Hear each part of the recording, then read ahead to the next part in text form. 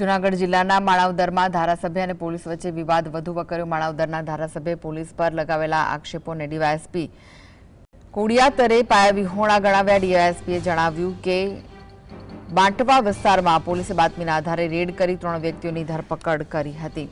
આ કાર્યવાહી દારૂ અને જુગાર જેવા મામલાઓમાં કડક વલણ અપનાવવાના ભાગરૂપે કરવામાં આવી। ધારાસભ્યને મામલે ખોટી માહિતી આપવામાં આવી હોવાનું ડીવાયએસપીએ કહ્યું, જેના કારણે તેઓ પોલીસનો વિરોધ કરી રહ્યા છે।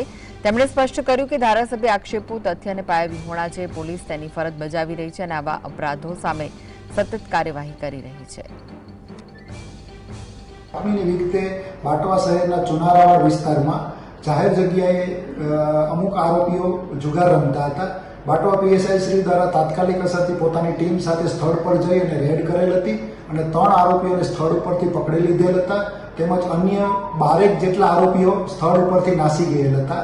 આ નાસી ગયેલ આરોપીઓએ પોલીસ ધરપકડથી બચવા માટે સ્થાનિક ધારાસભ્યશ્રીને વાસ્તવિકતાથી વિપરીત અને પોલીસની છબી ખરડાય તેવી વિગતો રજૂ કરેલ હતી, જેથી સ્થાનિક ધારાસભ્યશ્રી દ્વારા આ વિગતોથી ગેરમાર્ગે દોરાઈ અને એક વિડીયો સોશિયલ મીડિયામાં વાયરલ કરવામાં આવેલ છે, જે તદ્દન તથ્ય વિહોણો છે।